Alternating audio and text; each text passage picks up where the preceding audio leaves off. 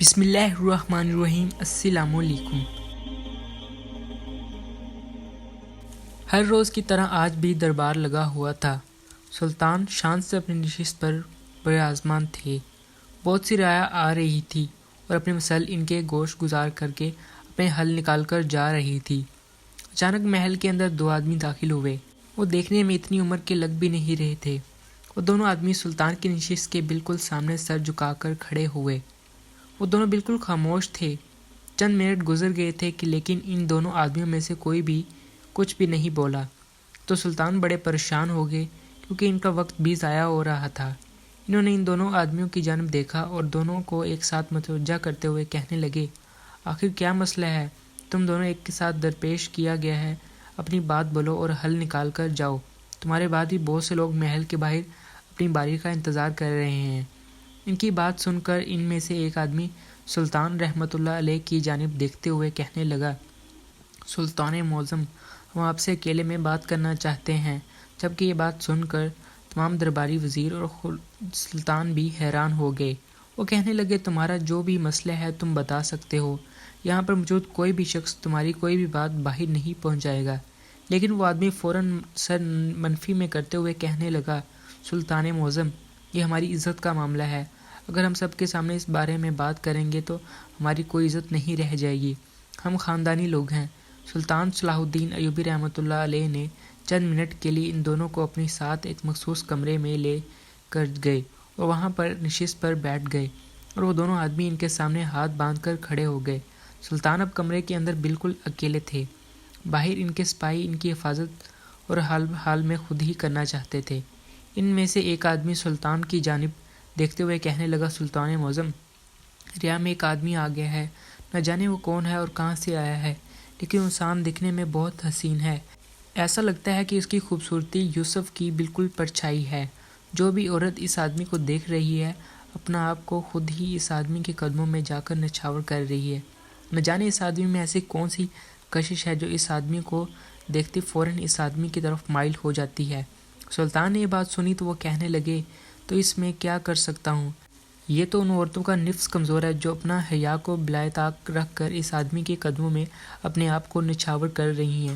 یہ بات سن کر دوسرا آدمی کہنے لگا، سلطان معظم، آپ کی بات بالکل درست ہے، لیکن ہم لوگ بہت پریشان ہیں۔ اس آدمی نے ریا کی بہت سی لڑکیوں کو خراب کر دیا ہے۔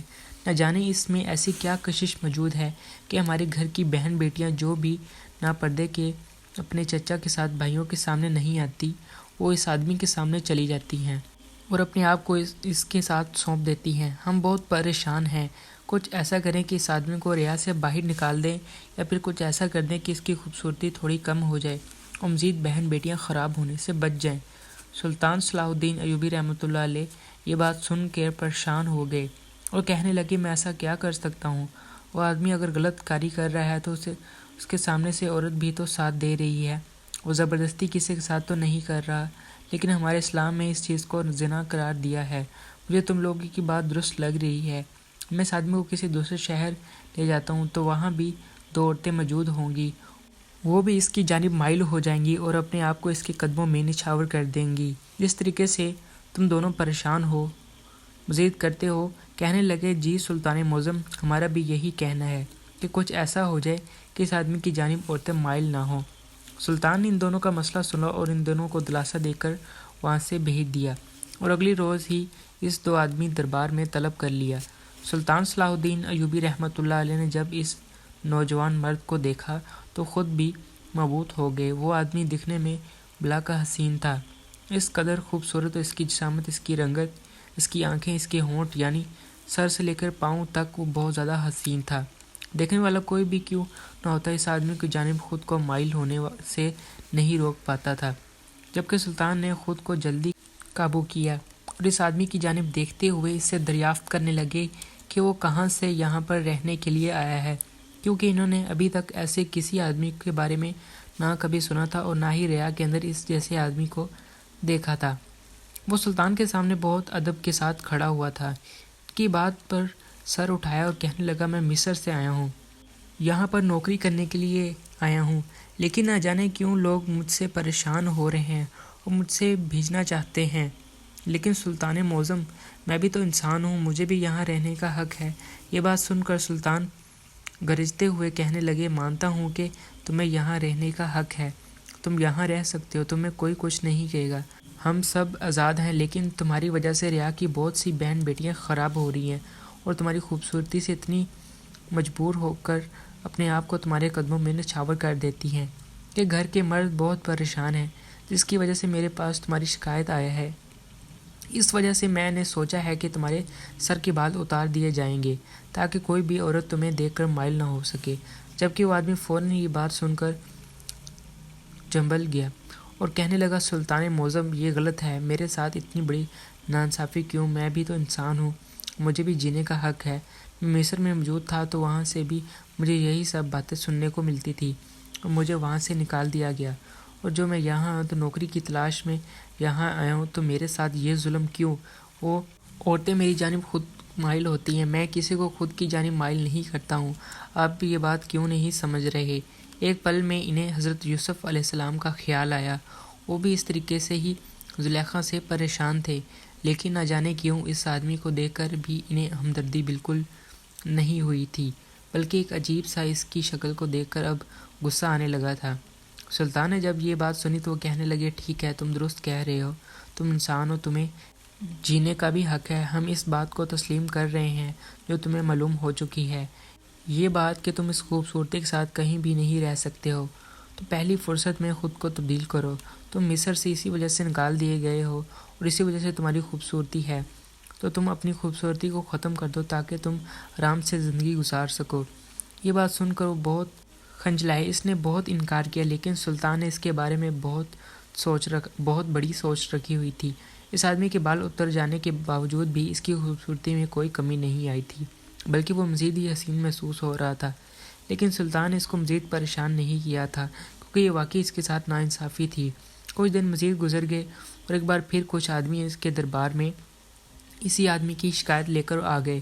وہ آدمی بالکل بے قابو ہو چکا تھا، ان کی ریا میں یہ گناہ روکنے کی بجائے مزید بڑھ رہا تھا، ان کی خوبصورتی کے آگے سب اپنی حیا کو بلائی طاق رکھ رہی تھی۔ اب یہ باتیں سلطان کو بالکل بے قابو کر چکی تھی، ان کی ریا میں یہ گناہ رکھنے کی بجائے مزید بڑھ رہا تھا، ان کی خوبصورتی کے آگے سب اپنی حیا کو بلائی طاق رکھ رہی تھی۔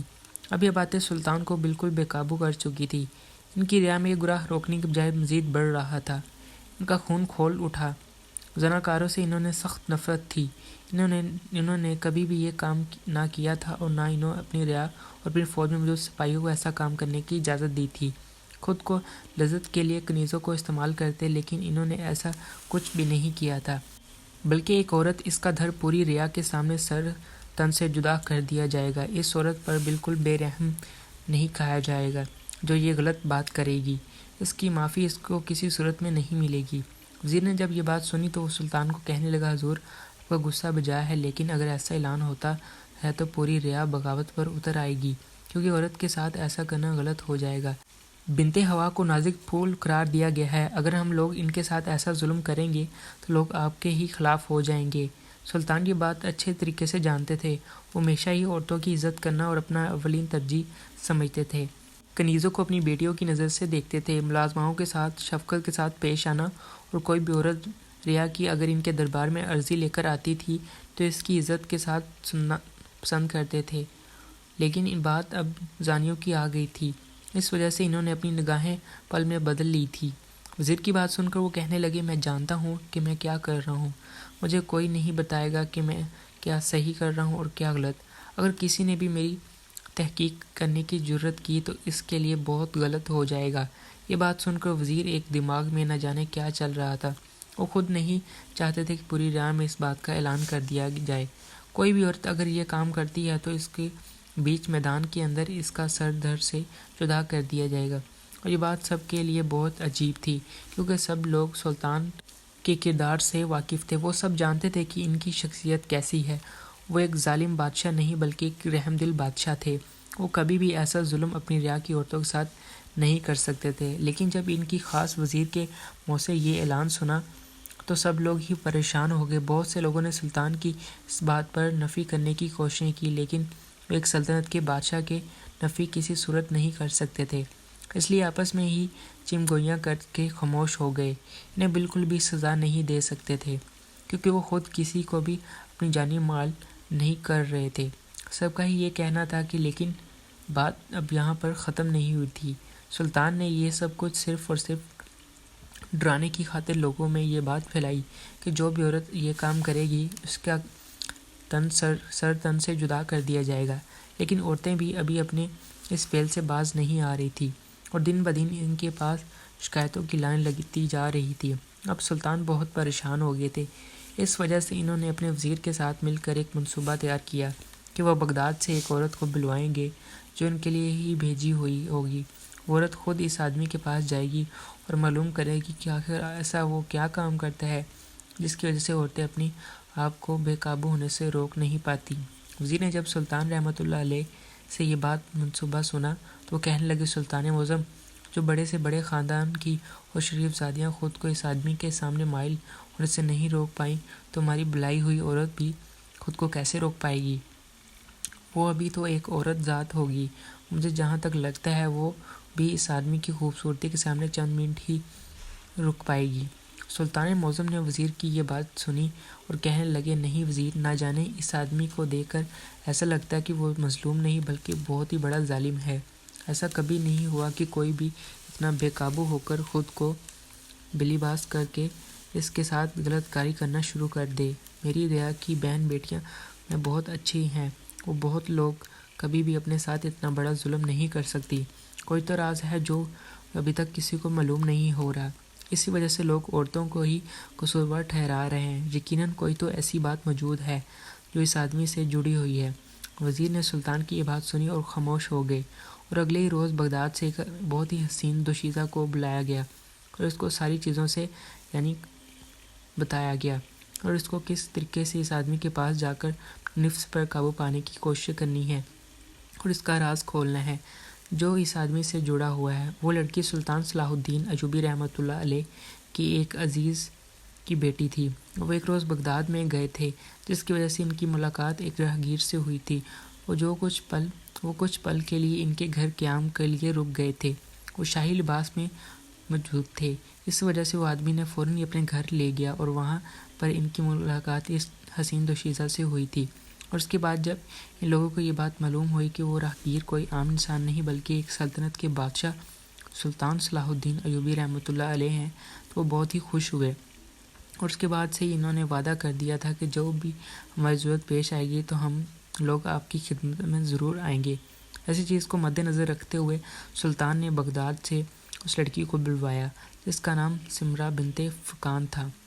جب اس کو یہ ساری باتیں بتائی گئی کہ عورتیں آدمی کو دیکھ کر اتنا مبہوت ہو جاتی ہیں کہ اپنی حیا کو ترجیح دینے کی بجائے چند پل کی لذت کے لیے خود کو بے لباس کر کے اس کی جانب دوڑی چلی جاتی ہیں، تو لڑکی یہ بات سن کر ایک پل کے لیے گھبرا سی گئی۔ اس لڑکی کے چہرے پر گھبراہٹ طاری ہو گئی اور وہ سلطان صلاح الدین ایوبی رحمۃ اللہ علیہ کی جانب دیکھتے ہوئے کہنے لگی، سلطان معظم، جب یہاں کی حسین سے حسین لڑکیاں، بڑے گھرانوں کی شریف زادیاں یہ کام کر رہی ہیں تو پھر تو میں ایک معمولی سی لڑکی ہوں، نہ جانے کہیں بھی میں بہہ گئی تو میری زندگی کے لیے ایک دبا بن کر رہ جائے گی۔ سلطان نے اس لڑکی کی بات سنی اور اس کو سمجھاتے ہوئے کہنے لگے، تمہیں ڈرنے کی ضرورت نہیں ہے۔ جنہوں نے اپنے نفس پر قابو ہوتا ہے وہ کسی بھی مرد کے سامنے خود کو نچھاور نہیں کرتی۔ تم خود کو جب تک مضبوط رکھنا ہے تو اللہ تعالیٰ زنکاروں سے نفرت کرتے ہیں، انہیں جہنم کی آگ میں ڈال دیں گے۔ اگر تمہارے ذہن میں یہ بات رہے گی تو تم کبھی بھی اس آدمی کو دیکھ کر مائل نہیں ہوگی اور حرام کو ترجیح نہیں دو گی۔